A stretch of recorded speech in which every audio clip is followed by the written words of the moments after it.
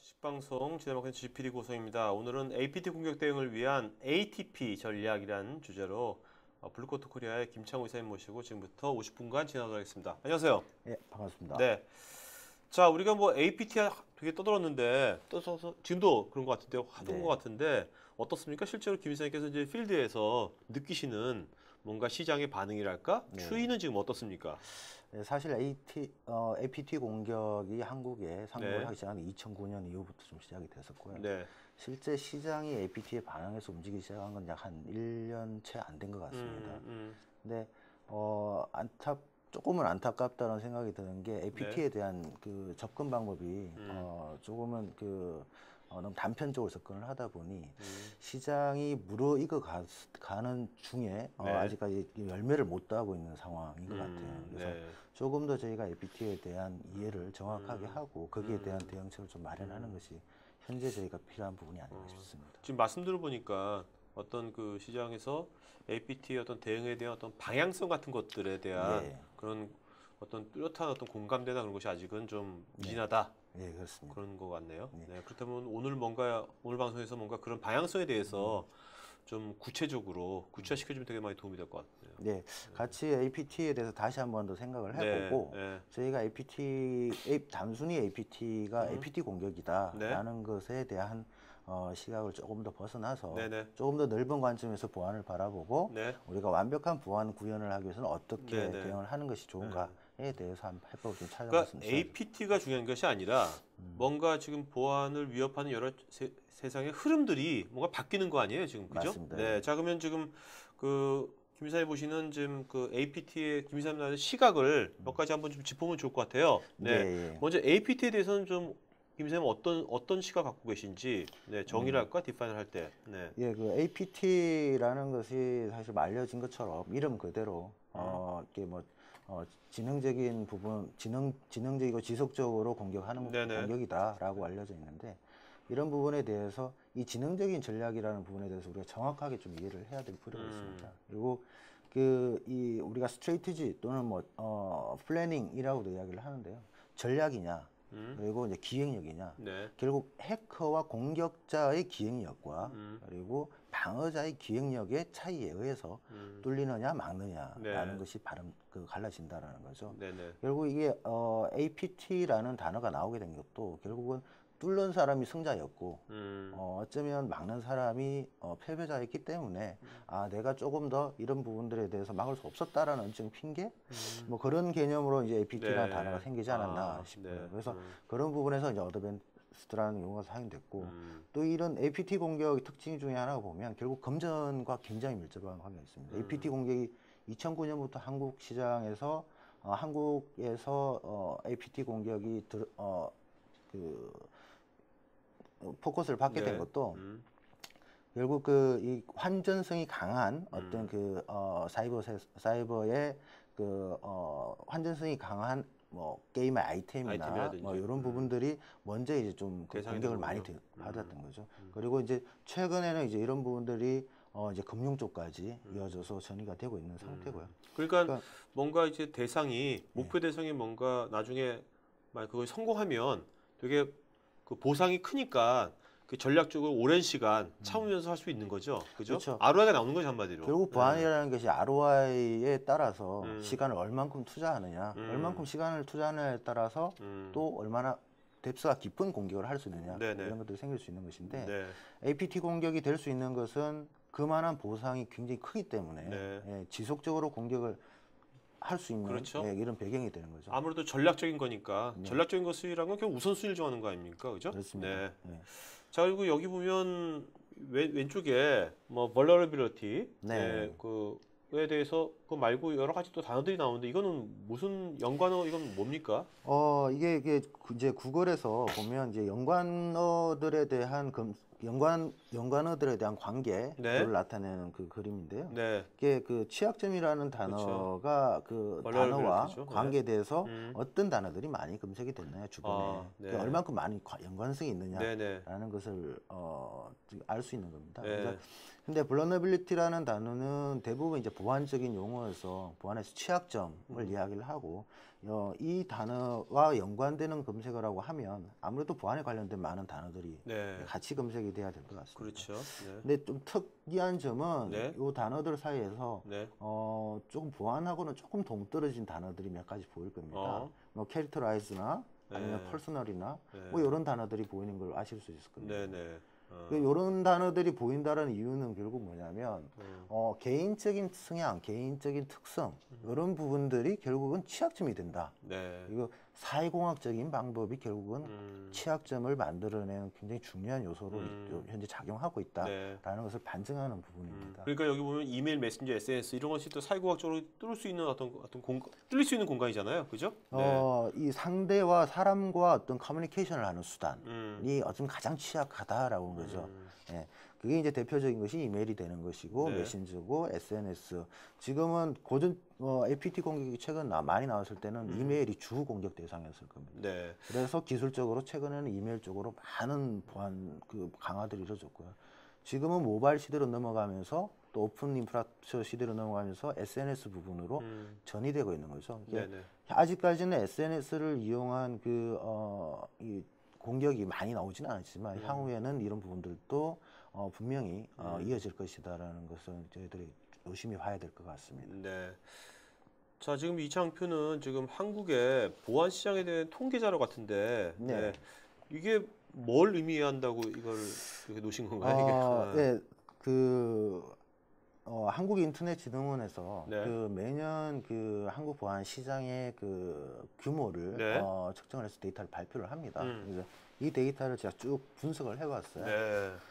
향후 이제 2016년까지 쭉 데이터를 분석한 내용입니다. 보시면 현재 2013년도 기준으로 보면 이제 이 보라색으로 보이는 부분이 기술적 보안에 대한 투자입니다. 네네. 그러니까 뭐 제일 많네요. 예. 뭐 장비 산다든지 뭐 여러 가지. 그렇습니다. 장비에 대한 투자, 솔루션에 대한 투자, 이런 투자 규모가 전체 보안 시장의 70%를 차지하고 있다는 겁니다.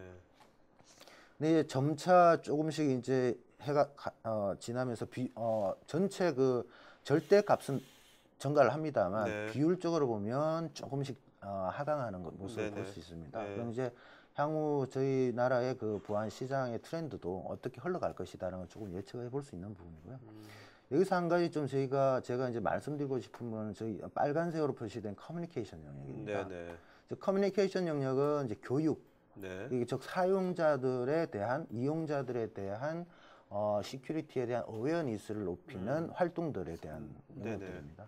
이 교육에 대한 보안에 있어서 교육에 대한 투자가 1%도 안 되는 2013년도 기준으로 0.4%거든요. 그래서 굉장히 작은 투자가 이루어지고 있다라는 건데 여기에서 제가 분류를 해놓은 4가지 카테고리가 결국 전체 보안 투자에 대한 밸런스를 맞춰야 되는 부분이거든요. 보안을 구현함에 있어서 중요한 것은 어느 한쪽으로 치우치지 않고 밸런스 있게 모든 것이 균형 있게 투자가 되었을 때 완벽한 보안을 구현할 수 있게 됩니다. 근데 지금 도표를 보시는 것처럼 저희가 우리나라의 보안 투자는 한쪽으로 매우 치우쳐져 있는 모습을 볼 수 있는 거죠. 그 어떤 사람에 대한 인적 어떤 그런 거에 대한 뭐랄까요, 관리랄까 그런 것이 소홀하다는 것이 여기 좀 약간 나타나네요. 그렇죠. 이게 반증하는 부분은 사람에 대한 투자가 굉장히 적었다. 그러니까 보안 인식을 교감할 수 있는 기회를 굉장히 적게 만들었다. 결국은 제가 봤을 때는 지금 APT 공격을 주도를 하고 있는. 그러니까 APT 공격에 대한 토양을 여기서 제공해 준 거네요, 어떻게 보면요. 이것도 제가 봤을 때는 이제 전략을 짬에 있어서 기본 데이터가 되었을 거라고 생각이 듭니다. 그러니까 APT 공격을 함에 있어서 지금까지 투자가 70% 이상의 투자를 한 영역에 대해서 공격을 하는 것보단 1% 이하의 투자를 한 아주 얇은 영역에 대해서 공격을 하는 것이 더 효과적으로 공격이 이루어질 수 있다라는 것을 이제 데이터를 제공을 하는 것이죠. 자, 그러면 이제 여기 보면 이게 뭐 통계를 낸 것 같은데요. 이게 뭡니까? 53% 47%. 요 데이터는 제가 이제 아이사카라는 데서 리포트를 발표를 한 것을 좀 이제 발췌를 해왔습니다. 아이사카는 아시다시피 시사의 보안 전문가들이 모여 있는 그룹이고요. 여기에서 이제 이 설문조사를 했습니다. 설문조사를 해서 APT 공격에 대해서 과연 APT 공격이 유니크한 공격의 형태냐 아니면 기존에 있던 것과 동일한 것이냐라는 데에 대한 질문을 했던 것이고요. 여기 53%가 기존에 있던 것과 유사하다라는 대답을 했다는 거죠. 네. 그래서 지금은 마치 이제 그 APT가 아주 그 유니크하고 스페셜한 공격처럼 시장에서는 사실 많이 이야기가 되고 있는 게 사실이지만 지금 이제 이러한 전문가들의 의견을 토대로 해서 보면 결국 APT도 기존 공격 우리가 지금 많이 직면하고 있는 네. 다양한 보안 위협 중에 하나일 뿐이다. 예. 그래서 그 위협들 중에서 좀 많은 영역을 차지하고 있고 트렌드를 주도하고 있는 것은 맞지만 네. 예, 이 APT가 보안의 전부는 아니다라는 것을 이제 말씀드리고 싶은 거죠. 네. 자, 그럼 이제 현재 이런 동향도 한번 좀 짚어보는 게 좋을 것 같은데요. 네. 아무래도 요즘 이제 모든 것이 연결된 시대니까 웹 보안에 대한 위험은 자동적으로 더 증가될 수밖에 없는 것 같은데, 네, 그죠? 맞습니다. 이 블루코트에서는 매년 이제 시큐리티 리포트를 발표를 하고 있는데요. 지금 보안 위협들 중에서도 특히 이제 공개되어 있는 영역, 웹 쪽에 대한 위협이 지속적으로 계속 증가하는 것을 볼 수 있습니다. 네. 그래서 악성 코드가 전년 대비 이제 240%나 더 많이 증가해서 배포가 되고 있고요. 특히 이제 저희가 유심히 보아야 될 부분들이 이제 소셜 네트워크를 통해서 네. 더 많은 이제 배포가 증가하고 있다라는 거죠. 그리고 모든 웹 공격 중에 이제 3분의 2가 악성 코드 네트워크를 통해서 발생을 하고 있다라는 데이터가 있고요. 요 데이터는 또 의미가 있는 것이 우리가 악성 코드 네트워크를 잘 통제를 하면 우리가 3분의 2라는 위협을 줄일 수 있다라는 것으로 다시 또 해석을 할 수도 있습니다. 이런 부분들을 저희가 좀 잘 참조를 해서 대응을 해야 되는 요소지 않을까 생각이 듭니다. 네. 그다음에 또 요즘 또 이제 관리한 대상이 옛날하고 달리 이제 IT 자원도 되게 많이 복잡해졌잖아요. 다양해지고. 네. 그림이 나와 있지만 사실. 네. 저희가 우리나라도 마찬가지지만 이제 글로벌 시대가 됐고 헤드쿼터가 한국에 있고 지사가 외국에 있는 기업들도 굉장히 많습니다. 그래서 지사와 본사 간의 연결고리가 굉장히 또 많아지고 있고요. 또 IT 인프라가 굉장히 많이 성장하고 복잡해졌습니다. 그래서 결국 성장의 시스템이 기업이 성장하면 시스템이 확대가 되고 있고요. 이런 이제 시스템이 확대가 되게 되면 결국은 자산이 증가를 합니다. 자산이 증가를 한다라는 것은 또 다른 이제 취약점에 대한 대상이 또 증가를 한다고 해석을 할 수 있고요.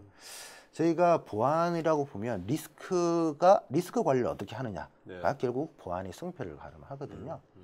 리스크는 어떻게 계산을 하느냐라고 보면 리스크는 결국 자산과 그리고 위협의 곱입니다. 자산이 증가를 하면 위험도 증가를 하고 위협이 증가를 하면 또 리스크가 증가를 하게 되고. 요즘은 또 이게 자산뿐만 아니라 아까 소셜 네트워크는 자산은 아니지만 연결된 게 또 많잖아요. 맞습니다. 그죠? 자산. 그다음에 아까 스마트폰도 마찬가지고. 그러니까 현재 기업의 자산뿐만 아니라 그 자산에 연관된 그죠? 서비스와 디바이스가 많아지는 것 같아요. 곡절로 막. 저희가 이게 사람에 대한 부분들도 어세스로 봅니다. 그리고 또 사람이 어떤 활동을 하느냐에 따라서 이 위험 요소들이 달라지는 거죠. 지금 말씀하신 것처럼 스마트폰을 사용을 하면 기존에 없던 위협이 새로 생기는 거예요. 그렇죠. 그래서 이런 것들이 다 합쳐져서 리스크를 만들어내게 되고요.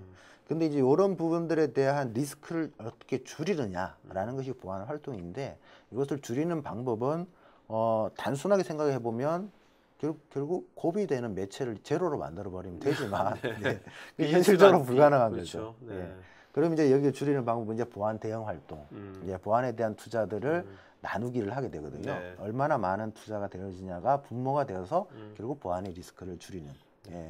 자, 이제 구체적인 것들은 좀 이따 알아보도록 하겠고요. 여기 보면 또 이제 골든타임이라는 게 나오는데 이게 어떤 의미입니까? 골든타임이란 것이. 골든타임은 작년에도 유명했던 드라마에서도 한번 나왔을 거예요. 그러니까 저희가 골든타임이라고 하면 이머전시 상황에서 응급처치를 어떻게 얼마나 하느냐에 어떻게 하느냐에 따라서 이 사람의 생명이 살 수도 있고 죽을 수도 있고 하는 그런 아주 크리티컬한 타임을 프라임 타임을 저희가 이제 골든 타임이라고 하죠.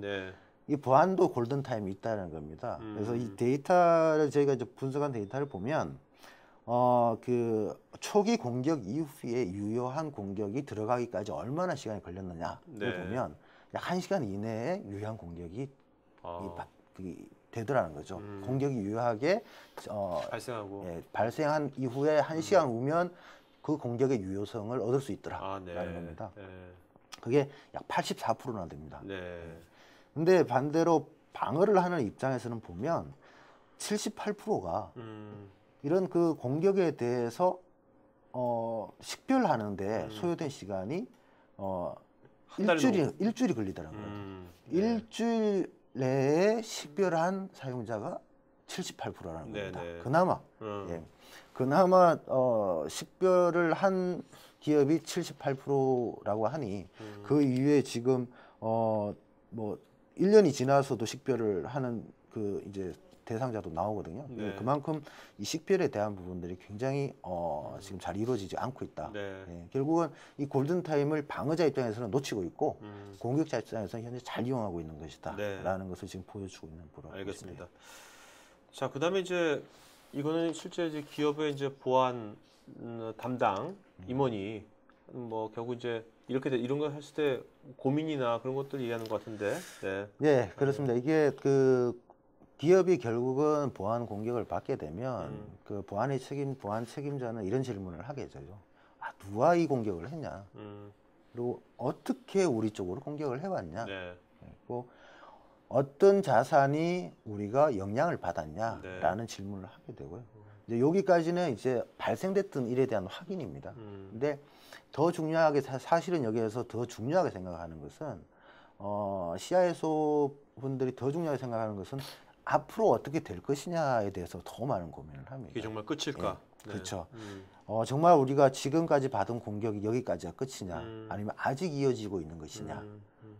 그리고 왜 이런 부분들이 발생이 되었는지에 대해서 정확하게 식별이 되어 다시 재발하지 않느냐.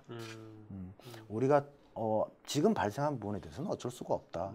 그렇지만 앞으로 똑같은 일이 반복되지 않느냐가 가장 크리티컬하게 생각하는 부분이거든요. 자, 이런 질문들은 우리가 여기 뭐 시청자분들도 위에 뭐 임원이라든지 뭐 그런 분들이 이런 질문을 할 것 같아요.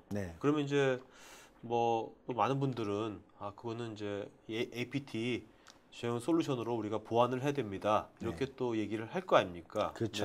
그렇다면 이제 지금 시장에 나와 있는 APT 제휴 솔루션이다 이런 것들이면 과연 그것이 완벽하게 해결이 되는 거냐? 거기에 대해서 어떻게 생각하십니까? 지금 이제 많은 그 보안의 트렌드가 현재 우리나라의 보안 트렌드가 APT로 이루어져 있습니다. 그렇다 보니 우리가 지금 APT 공격을 당했어요 라고 보고를 하게 되는 게 대부분이고요.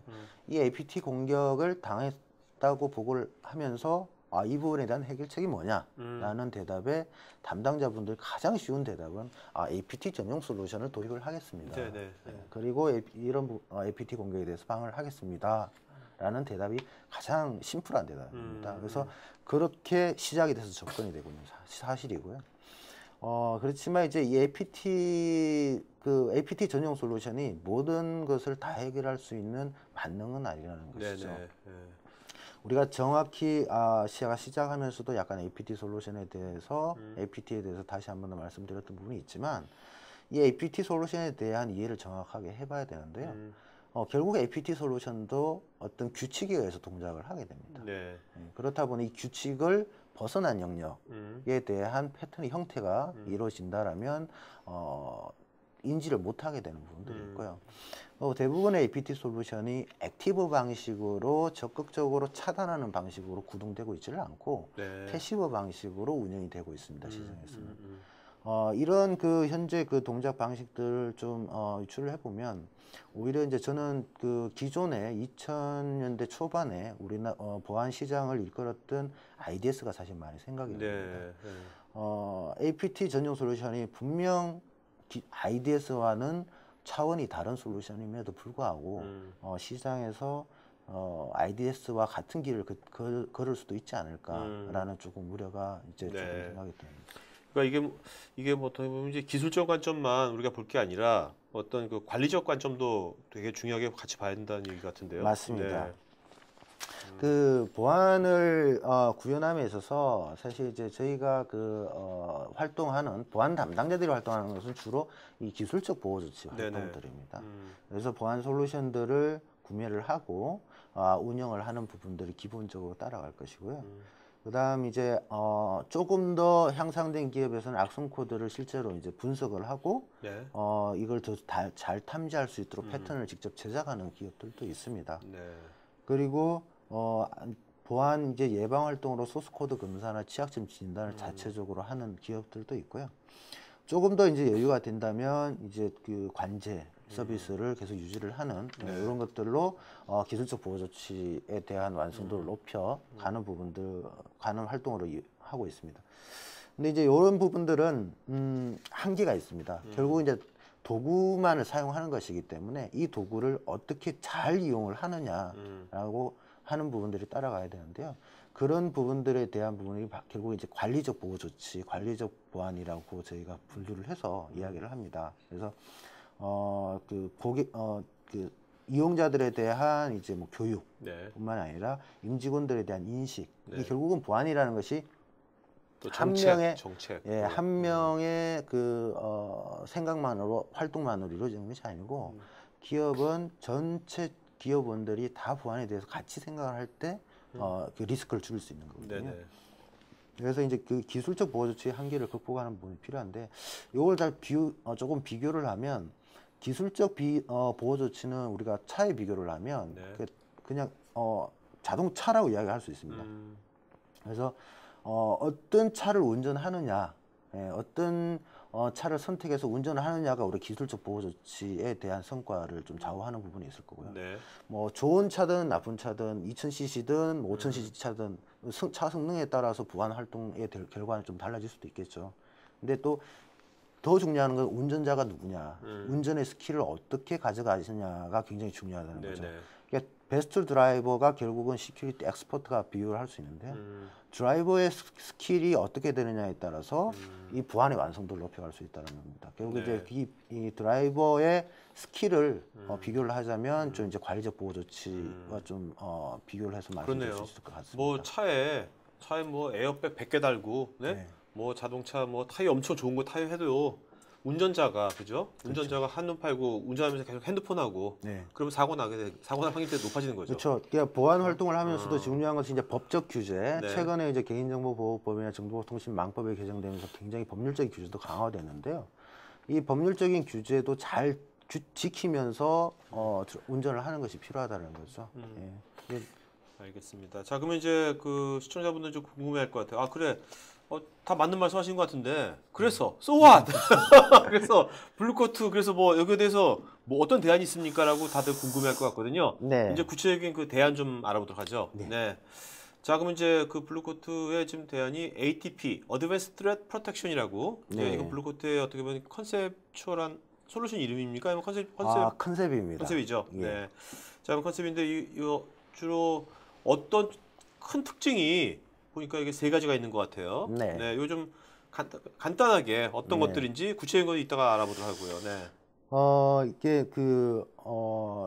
2013년도에 이제 시큐리티 키워드라고도 이제 표시를 하긴 했는데요. 이게 사실 보안을 하는 분야에서는 여러 가지 많은 이야기를 할 수 있겠지만 딱 3가지만의 그 키워드를 가지고 저희가 이제 저희 쪽의 대응 방안들에 대해서 소개를 좀 시켜드리고자 합니다. 첫 번째 저희가 말씀드리는 단어가 이제 인텔리전트입니다. 그러니까 얼마나 현명하게 대처하느냐라는 거죠. 그러니까 동일한 솔루션을 가지고도 우리가 어떻게 대처를 하느냐에 따라서 그 효과는 달라질 수 있다는 겁니다. 아마 예전에 잘 아시다시피 한번 비교를 한번 해볼까요? 나무가 있는데 이 나무를 어떤 사람은 배를 짓고 어떤 사람은 집을 지었습니다. 근데 그때의 상황이 어떠냐에 따라서 배를 지은 사람이 올바른 선택을 했을 수도 있고 집을 지은 사람이 올바른 선택을 했을 수도 방주. 있죠. 맞습니다. 그것처럼 지금 저희가 이 도구를 가지고 어떻게 이용을 하는 것이 정말 좋은 방법이냐라는 것에 대한 생각을 해야 되고 그러니까 컨텍스트를 알아야겠네. 맞습니다. 그것에 대한 정확한 인지와 그것에 대한 정확한 통제 네. 그리고 정확한 실행에 옮기는 방법이 구현이 필요하다는 것이죠. 네네. 그리고 두 번째는 이제 비지빌리티예요. 결국은 이 그 실행에 옮기는 것도 예측이죠. 네. 어떻게 앞으로 어떤 일이 발생하느냐, 우리가 무엇을 보고 있느냐, 얼마나 많이 보고 있느냐, 우리가 알고 있는 만큼 행동할 수 있게 되는 네, 거죠. 그렇죠. 말씀하셨듯이 노아의 방주를 지키다면 비가 많이 올 것이고 정말 이런 이변이 발생할 것이다라는 부분에 대해서 만약 예측할 수 있다면 당연히 누구든 그렇게 하겠죠. 그렇죠. 그렇기 그렇죠. 때문에 어떻게 지금 현재 보안의 상황과 우리의 인프라의 상황, 보안의 위험, 우리가 처해 있는 위험을 네. 정확하게 인지를 하느냐가 어. 결국은 우리가 어떻게 행동할 것이냐라는 방향성을 제공할 수 있을 것이라고 보는 겁니다. 그렇겠네요. 이제 세 번째 그 트렌드로 말씀드리고 싶은 게 이제 어널리틱스입니다. 이게 우리가 바라봐야 되는 데이터가 무궁무진하게 많다는 거죠. 지금 이제 많이 이야기하는 빅데이터, 많은 분들이 관심이 있을 겁니다. 엄청나게 많은 데이터가 쏟아지고 있고 이 많은 데이터에 대해서 얼마나 효과적이고 효율적인 데이터를 뽑아내는 것이냐. 네네. 이제 효율의 문제죠.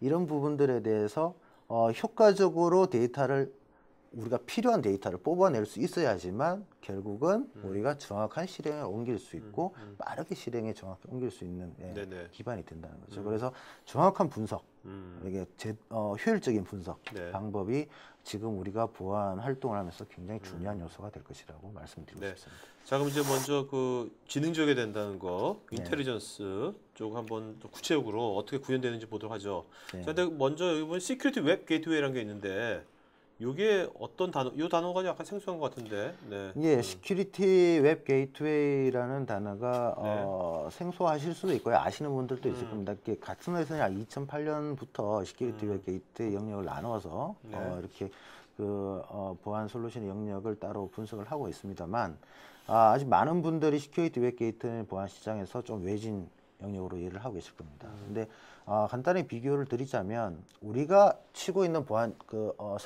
성벽에 비교를 할게요. 네네. 성벽에 비하면 안전한 통로를 중앙 통로를 하나를 딱 만들어 두는 거죠. 이 길을 통해서 모든 이 통신과 왔다 갔다 하는 모든 이렇게 트랜잭션이 발생을 하게 되고 발생을 시키고 그 통로만 완벽하게 클린하게 지키고 완벽하게 통제를 함으로써 우리가 내부의 안전을 확보할 수 있다라는 컨셉을 적용한 것이 바로 시큐리티 웹 게이트라고 보시면 되겠습니다. 네. 이게 이제 기술적인 통로들.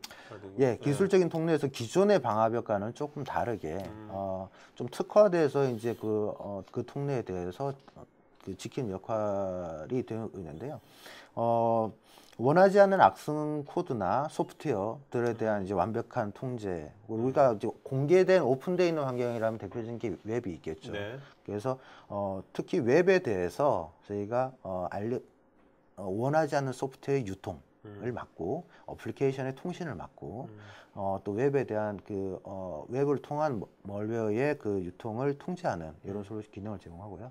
이거는 이제 HTTP 스캐닝 기능뿐만 아니라 이제 URL 필터링 기능도 같이 제공을 하고 있고 여기에도 추가적으로 이제 멀웨어 코드를 디텍션함으로써 악성 코드들이 내부에 들어오는 것을 막을 수 있는 기능도 포함하고 있습니다. 여기에 추가적으로 어플리케이션에 대한 컨트롤과 데이터 로스 프로텍션까지도 기능을 제공하는 것이 시큐리티 웹 게이트웨이의 주요 기능이라고 보시면 되겠습니다. 네. 이거 실제 어떻게 구현되는지 구현한 거 한번 보도록 할까요? 어떻게 구현되는지. 네. 블루코트에서는 이 시큐리티 웹 게이트웨이를 주로 이제 방화벽과 같이 연동을 해서 구현을 하고 있고요. 사내 사용자가 이 시큐리티 웹 게이트웨이를 통해서만 인터넷을 사용하게 됩니다. 예. 그래서 이 시큐리티 웹 게이트웨이는 아까 좀 말씀드렸지만 좀 더 이 시큐리티 웹 게이트웨이의 기능을 좀 더 어드밴스하게 사용하기 위해서 네트워크 안티바이러스의 기능을 추가로 애드업을 할 수 있고요. 또 샌드박스 기능을 이용을 하는 샌드박스 기능을 이용을 한 클라우드 기반의 악성 데이터베이스에 대해서 공유를 받아서 사전에 악성 코드의 접근 경로를 차단을 하는 예, 이런 기능들을 제공을 하고 있습니다.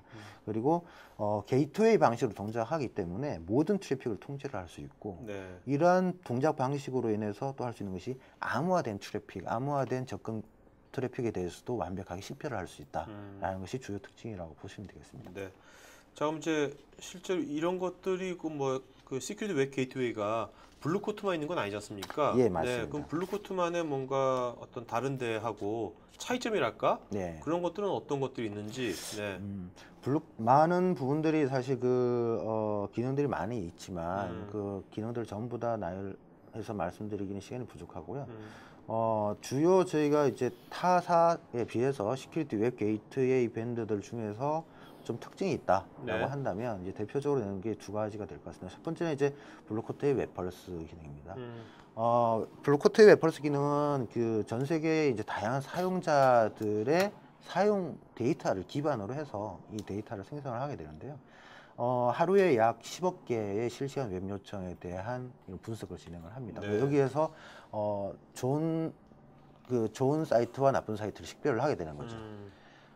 거기에서 나쁜 사이트로 식별된 부분들에 대해서는 적시 또 이 모든 고객들에게 같이 쉐어가 돼서 네. 이 악성 사이트에 추가적으로 감염되는 부분을 사전에 예방하는 예, 이런 효과를 볼 수 있도록 서비스를 제공하고 있습니다. 그리고 이 블루코트 웹펄스가 저희가 홈페이지를 방문하시면 살펴볼 수 있는데요. 하루에 약 300만 개 이상 꽤 편차가 많이 심합니다. 근데 네. 이제 많게는 600만 개, 평균적으로 하루에 약 한 300만 개 이상의 악성 코드와 피싱 사이트들을 차단하고 있는 실적들을 보실 수 있을 겁니다. 이게 그러면 이 지금 블루코트에 그러면 어떤 그 솔루션을 도입한 데서는 여기를 이제 이거를 쓸 수도 있고 안 쓸 수도 있는 겁니까? 예. 네. 쓸 수도 있고 안 쓸 수도 있고요. 그렇지만 이제 사용하는 것이 조금 더 많은 베네핏을 얻을 수 있다라고 보는 것이 우리가 혼자서 어떤 정보를 가지고 움직이는 것보다는 많은 사람들이 같이 정보를 공유를 하는 것이 더 네. 많은 정보를 가지게 되잖아요. 이 개념은 이제 말씀드렸던 많은 사람들일수록 정보를 공유하는 네. 이런 컨셉을 가지고 있기 때문에 사용하는 것이 훨씬 많은 베네핏을 얻을 수 있습니다. 네. 자, 이게 두 번째로 이게 프록시 방식의 접근 통제 이거는 어떤 겁니까? 예, 프록시 방식의 접근 통제는 인라인 방식으로 동작을 할 수 있고, 물론 이제 저희가 동작 방식에 따라서는 저희가 익스플로시트 방식이라고 해서 라인에서 빠져서 동작하는 방식도 있습니다만, 네네.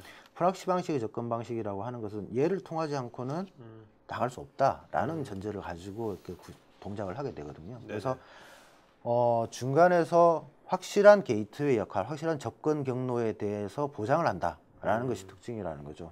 그래서 이런 액티브하게 중앙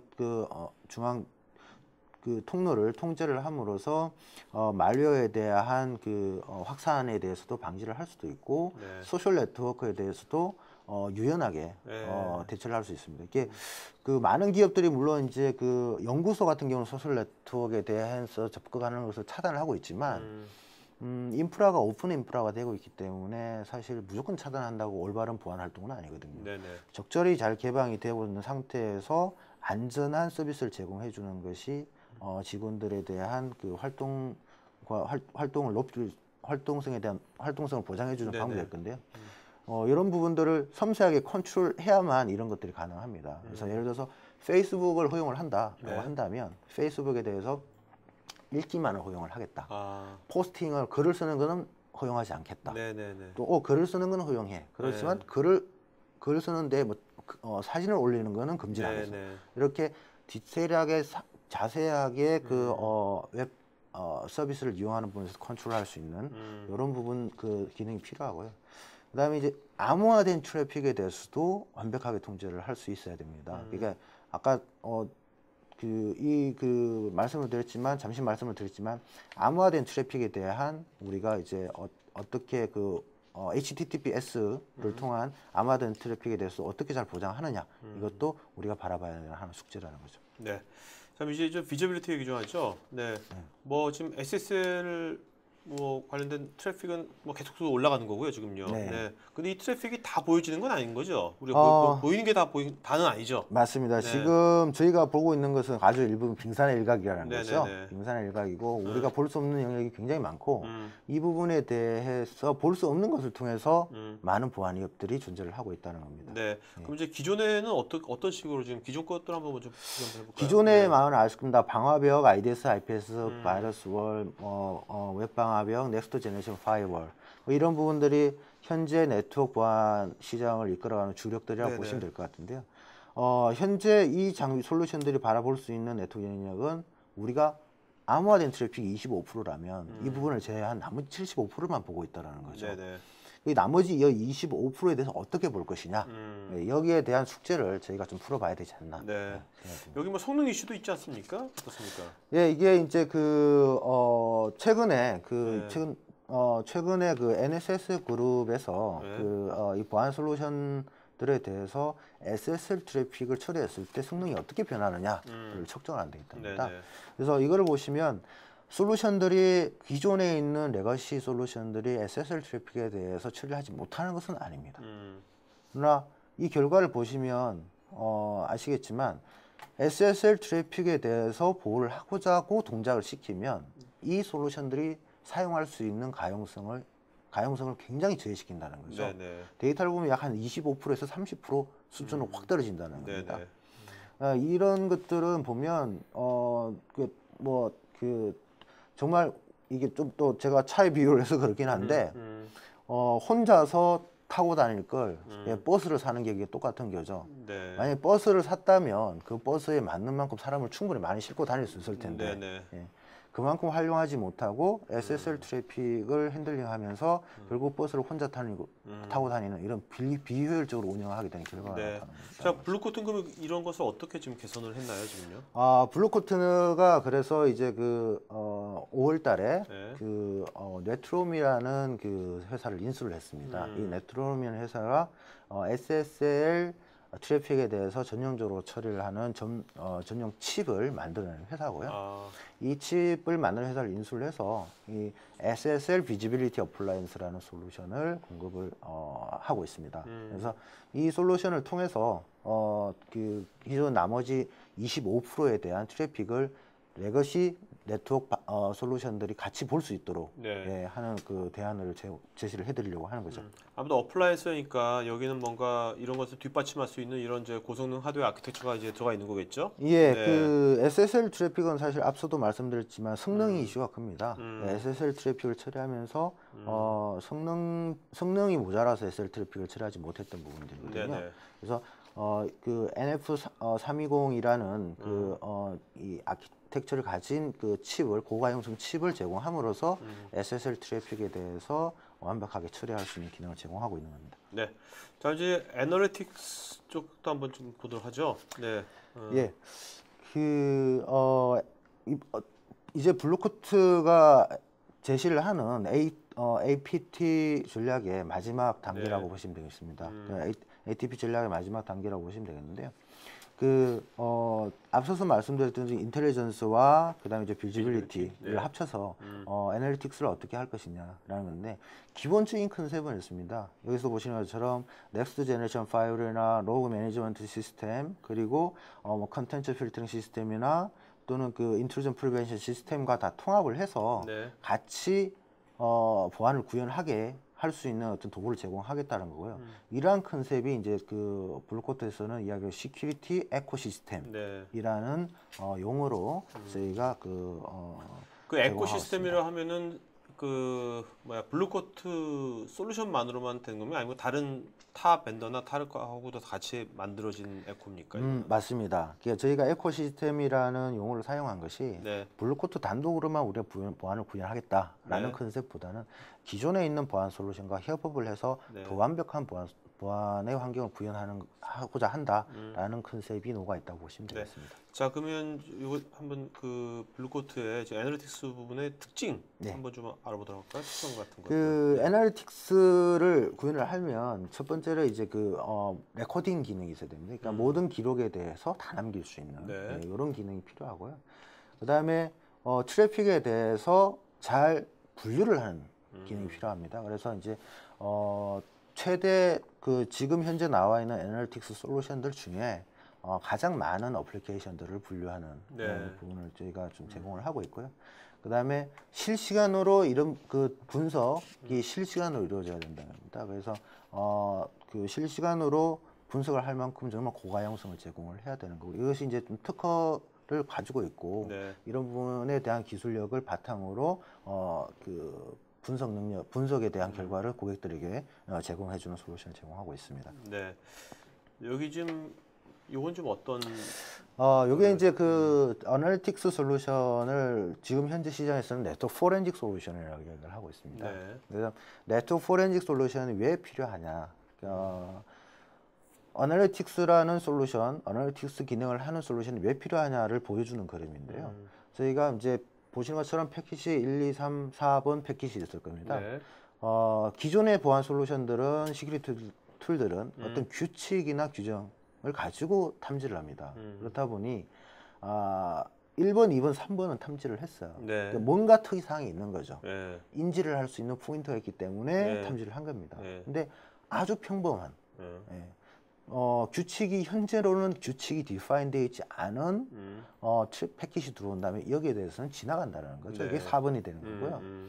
이랬을 때는 그게 대해서 결과를 아무도 모른다는 겁니다. 이것이 현재 우리가 보안 대응을 함에 있어서 가지고 있는 홀이라고 말씀드릴 수 있는데요.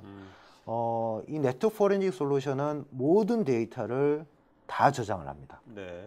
기본적으로 모든 데이터, 모든 정보, 네트워크상에 흐르는 모든 정보를 다 저장을 하기 때문에 이상 사항에 대해서는 놓치지 않고 언제든지 분석을 할 수 있고 대응을 할 수 있다는 거죠.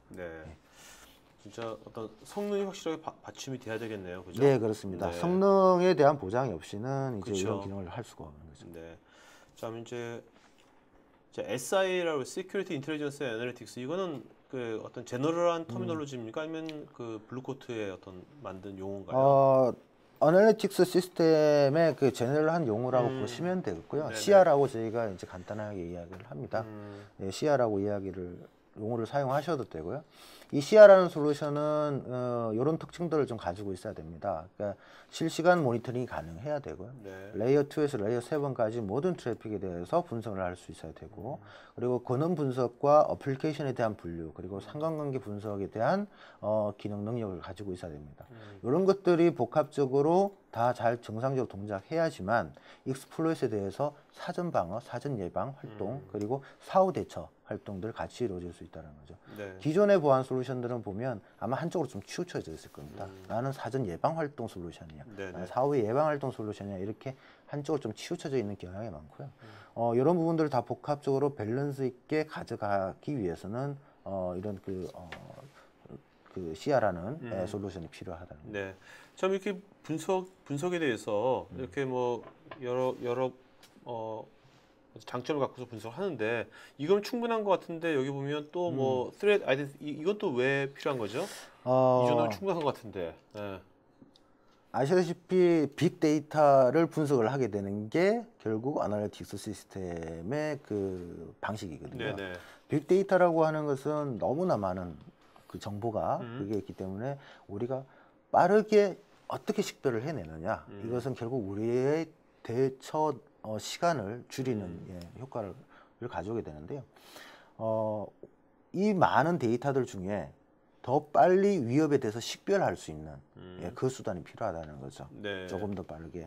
그 모든 데이터를 모으는 것까지는 성공을 했습니다. 여기에서 우리가 빠르게 정확하게 보안에 대한 정책을 구현을 하려면 더 정확하고 빠른 식별 능력이 필요하다는 거고요. 여기에 대한 서비스로서 블루코트에서는 블레이드 서비스라는 것들을 제공을 합니다. 그래서 웹스레드 블레이드라고 해서 기존의 블루코트가 시장에서 가장 강점을 내세우는 웹펄스의 데이터베이스를 이용을 하고요. 그래서 웹펄스의 데이터베이스를 이용을 해서 웹상에서 그 악성으로 분류된 웹사이트들 또는 위협이 있을 것으로 예측되는 웹사이트들에 대한 이런 분류들을 식별을 해서 정보를 줍니다. 그래서 우리가 수집한 데이터에서 얘와 매칭되는 것들이 있는가, 이걸 1차적으로 필터링하는 것이 웹스레이더 블레이드 역할이고요. 그 다음은 그 안티바이러스의 기능 정도라고 보시면 될 것 같습니다. 식별된 악성 코드, 식별된 악성 파일에 대한 부분들을 탐지해내는 것이 파일스레이더 블레이드입니다. 그리고 식별되지 않은 악성 파일들에 대해서 자체적으로 분석을 해서 네. 얘는 악성의 소지가 있어 라는 부분들에 대한 정보를 줄 수 있는 것이 멀웨어 어널리시스 블레이드고요. 이 멀웨어 어널리시스 블레이드는 제가 설명드린 내용을 잠깐 유출해 보시면 아시겠지만 샌드박스 기능이 탑재되어 있습니다. 네. 그래서 기존에 있는 그 APT 솔루션들이 지향을 하는 그러한 그 기능들을 탑재를 해서 그와 동일한 기능들을 제공을 해드린다고 보시면 되겠습니다. 그러니까 이것이 아까 맨 초기 말씀하신 어떤 그런 이제 해킹의 골든타임과 네. 방지의 골든타임이 어긋났잖아요. 그러니까 이런 것들을 통해서 그것이 같이 매칭을 시킬 수 있겠네요. 네, 그렇습니다. 그 골든타임에 대한 갭을 네. 줄이고자 하는 것이 저희가 이제 목표로 하는 부분입니다. 자, 요거는 이제 블루코트 전체 이제 어떤 서비스 네. 전체를 좀 표현한 것 같은데. 네. 블루코트가 고객분들에게 제공해드리는 전체적인 그 토폴로지라고 보시면 됩니다. 이렇게 이해를 하셔야 될 부분들은 결국은 저희가 블루코트라는 회사가 존재를 하고 블루코트라는 서비스 회사가 성장을 하는 부분들은 네. 고객들이 어떻게 인터랙티브하게 활동을 해주시느냐라는 네. 것에도 굉장히 영향이 있습니다. 화면에서 보시는 것처럼 그 러닝하는 부분을 통해서 우리가 식별하게 되거든요. 네. 이 러닝 부분에 대해서는 고객분들과 같이 동작을 하게 됩니다. 이 고객분들의 피드백, 고객분들의 리퓨테이션이 어떠냐에 따라서 저희가 그 악성과 그 비악성 사이트에 대해서 식별하는 그러한 그 데이터의 양이 달라지게 되고요. 그 효율이 달라진다는 것이고요. 많이 같이 활동하는 것이 더 많은 이익을 쉐어할 수 있는 기회가 될 수 있을 거라고 저희들은 보고 있습니다. 네. 자, 그럼 이제 그 시간이 좀 많이 지체되는데요. 그럼 이제 Q&A 시간 갖도록 하겠습니다. 여러분 지금 잠깐만요.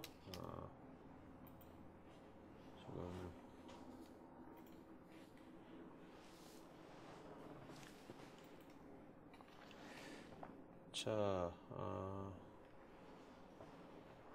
정일권님, 블루코트는 APT 장비 중에서 탐지 능력과 차단 능력 중에서 어느 면이 강점인가요?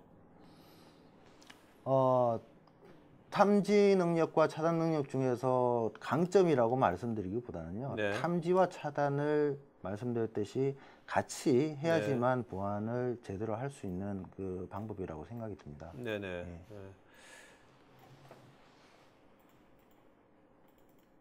자, 그 다음에 김지호님, 소프트웨어 개발 시에도 보안 항목은 일단 우선순위가 떨어집니다. 너무 짧은 개발 기간으로 인해 나중에 미루게 되고 결국 개발 프로세스의 보안 측면을 시간적 비용적 투자가 필요해 보입니다라고 커멘트 주셨고요.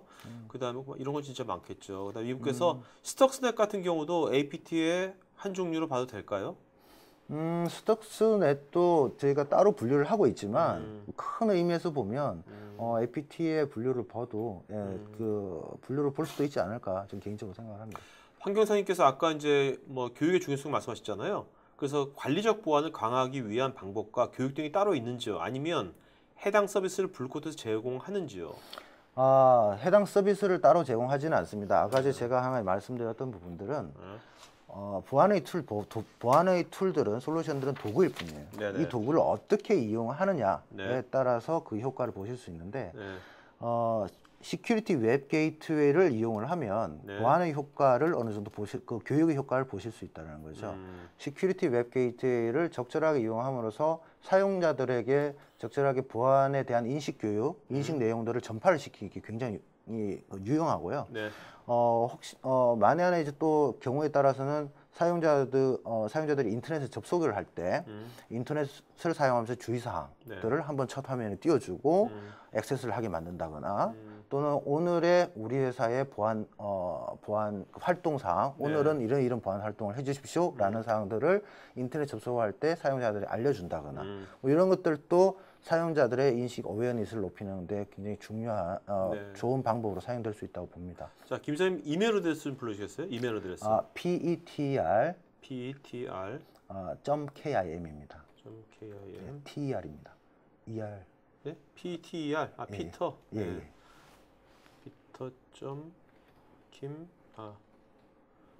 김 골뱅이 블루코트. 네. 블루코트.com입니까? 예, 닷컴입니다. 네, 맞죠? 네.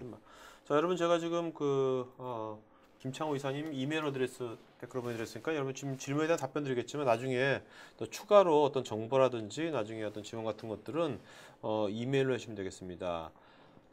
장준님, 내부 보안에 대한 강화와 APT를 위한 보안이 동시에 이루어질 수는 있나요? 같이 이루어져야 되는 부분이고요. 내부 보안과 APT를 별도로 떼서 이해를 하신다면 아직까지 APT에 대해서 네. 조금 더 시각을 좀 바꿔서 보실 필요가 있다고 봅니다. 네. 네. 유미호님, 예측하는 게 사실상 어려운데 블루코트에서는 패턴이나 악성 코드의 최신 업데이트에 대해서 어떻게 대응하고 있나요? 결국은 빅데이터 수집입니다. 데이터에 대해서 많은 데이터가 결국은 정확한 결과를 빠르고 정확한 결과를 찾아내는 기반이 되는 것이고요. 네. 이제 그게 이제 클라우드 방식의 데이터 수집, 네. 능력 수집과 분석이 기반이 되기 때문에 가능한 부분입니다. 그리고 말씀드렸듯이 고객들이 얼마나 많은 정보를 제공해 주느냐에 따라서 저희 쪽에서 탐지하는 어떤 식별해내는 능력이 좀 달라질 수 있습니다. 이명근님, APT 공격에 대해 물리적 대응책은 어떤 것들이 있나요? 물리적 대응책이라고 하면 이런 거 있을 수도 있죠. 그러니까 저희가 물론 보안도 물리적 보안을 또 따로 이야기를 할 수 있습니다. 예, 물리적 보안도 근데 물리적 보안과 기술적 보안을 완전히 별도로 떼서 이야기를 할 수는 없고요. 우리가 한 가지 물리적 보안을 예를 들자면 PC를 사용하는 부분에 있어서 PC에 대한 외부 매체를 통제를 한다거나 네. 아니면 노트북을 사용하면서 노트북을 내부와 외부를 가지고 왔다 갔다 하는 것에 대한 적절한 통제. 예, 이게 이제 물리적 통제거든요. 노트북에 대해서 내부에서 사용할 노트북을 외부로 아무런 제약 없이 사용을 가능하게 한다. 물리적 통제가 되지 않는다라고 한다면 결국 악성 코드를 가져와서 내부에서 사고를 일으키는 이런 경우가 되겠죠. 그렇기 때문에 모든 보안은 말씀드렸듯이 균형적으로 균형적으로 이렇게 유지를 해야지만 효과적인 보안을 이룰 수 있다고 볼 수 있습니다. 자, 그다음에 홍성우님, UTM 장비처럼 기존 웹 방어벽, 디도스 등 보안 장비를 통합한 APT 장비가 있는지요? 블루코트에서는 지금 저런 솔루션은 없고요. 예, 그렇지만 이제 시장에서는 UTM 장비가 말씀하시는 것처럼 저런 다양한 기능들을 제공을 하고 있고, 네. 또한 지금 말씀하시는 기능들은 어쩌면 보안 시장의 특성들을 있는 부분들을 규합을 해서 좀 사용하시고자 하는 생각 때문에 질문을 하신 것 같아요. 네. 하지만 특성들마다 맞는 컨셉션이 있습니다. 그러니까 웹방어벽이 디도스를 못 막느냐? 아닙니다. 웹방어벽도 디도스를 잘 막을 수 있고요. 네. 어떻게 하느냐에 따라서. 때로는 어떤 기업들은 웹방어벽으로 디도스를 막고 있는 것도 있습니다. 그래서 제가 말씀드렸듯이 지금 보안 솔루션들 중에 어떤 기능을 가지고 보안 솔루션을 찾지 마시고요. 우리가 어떤 것이 필요하냐를 보시고 그런 부분의 용도에 맞는 도구를 고르시는 부분이 오히려 맞는 접근 방법이지 않으실까 봅니다. 네. 자, 황경성님께서 시큐리티 웹 게이트웨이의 기능이 기존 방어벽과의 어떤 차별성을 가지고 있는지요? 기존 UT앱을 운영하고 있는 경우 중복 투자가 되지 않을지요?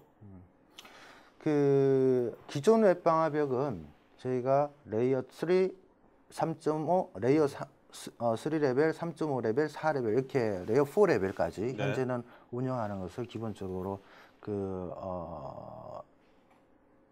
통제 레벨을 그렇게 보고 있거든요. 네.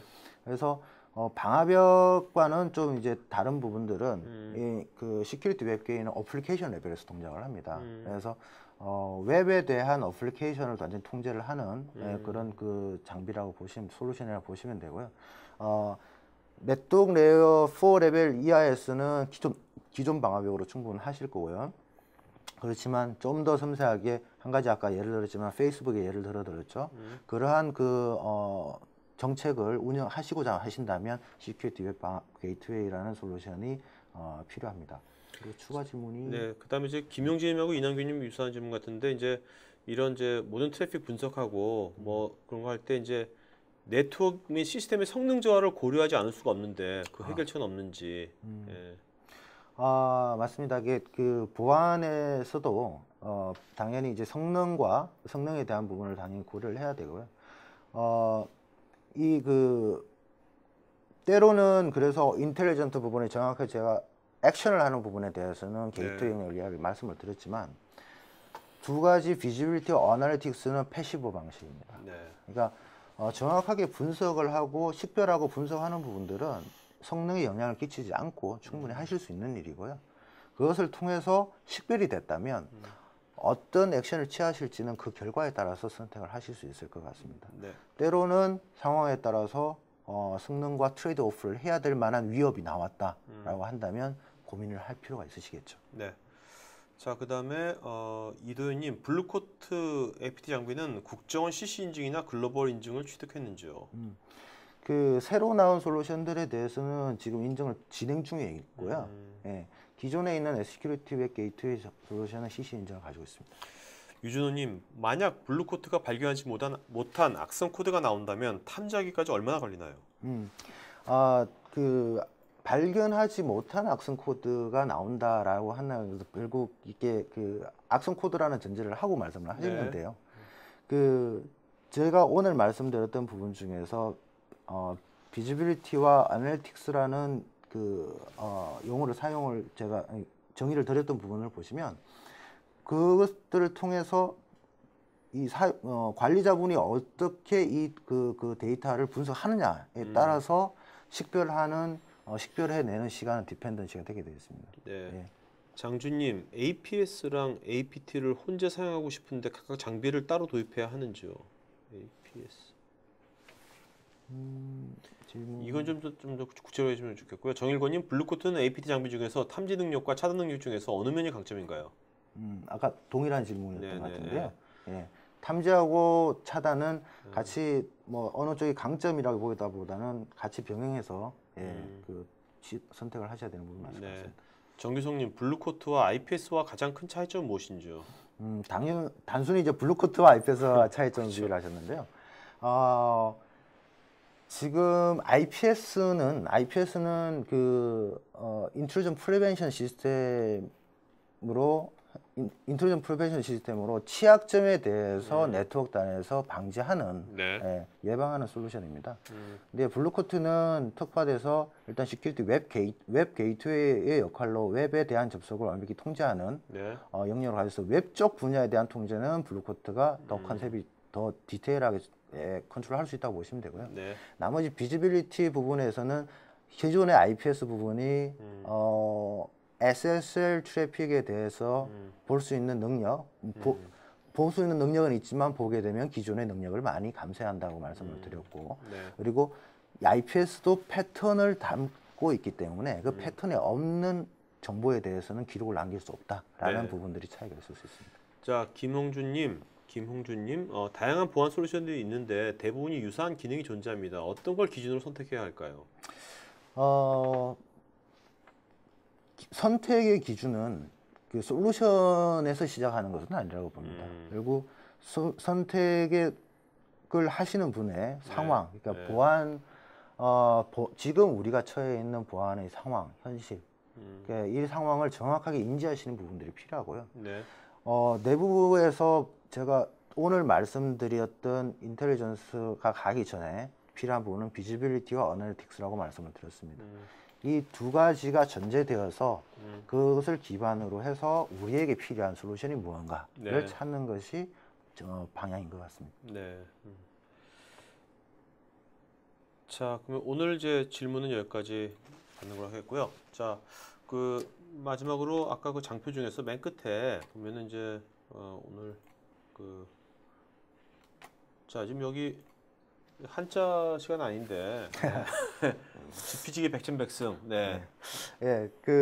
사실 사자성어를 제가 한번 좀 보완을 하면서 제가 주로 많이 사용하는 제가 마음에 담고 있는 용어입니다. 이게 단어인데 대부분이 말씀하시죠. 지피지기면 백전백승이라고 말씀하시죠. 네네. 네, 근데 정확하게 보시면 지피지기면 백전불패입니다. 아, 불패네 진짜. 그래서 백전백승인 줄 알았는데. 네. 만드신 거예요? 아니면 원래 단어가 그렇습니다. 아, 원래 그래요? 예. 그래서 이제 그 정확하게 상대를 알면 네. 우리가 어떤 상황에서도 정확하게 대처를 할 수 있다라는 네. 뜻이죠. 그리고 보안도 마찬가지입니다. 그러니까 제가 보호를 해야 되는, 제가 관리를 해야 되는 조직에 대해서 잘 관리를 하고자 한다면 외부에서 어떤 식으로 우리를 위협하고 있느냐, 누가 위협을 하고 있느냐를 정확하게 알아야 되고요. 네. 또 자기 자신을 잘 알아야 됩니다. 네. 두 번째, 네. 내가 어떤 상황에 처해 있느냐, 나 자신을 잘 파악을 하셔야지만이 핵 공격자와 이 싸움에서 네. 예, 지지 않고 항상 이길 수 있다라는. 네. 뭐 아까 말씀하신 그런 이제 뭐 위저빌리티하고 인텔리전트하고도 일맥상통하는 말씀이시네요. 예, 맞습니다. 그죠? 오늘 말씀드린 그 내용들을 다 함축한 말이라고 보시면 될 것 같습니다. 네, 알겠습니다. 자, 오늘 여러분들 좋은 질문 많이 해주셔서 오늘 좋은 방송 된 것 같고요. 자, 오늘은 여기까지 방송 마치도록 하겠습니다. 네, 오늘 좋은 말씀 해주셔서 고맙습니다. 네, 고맙습니다. 감사합니다. 네.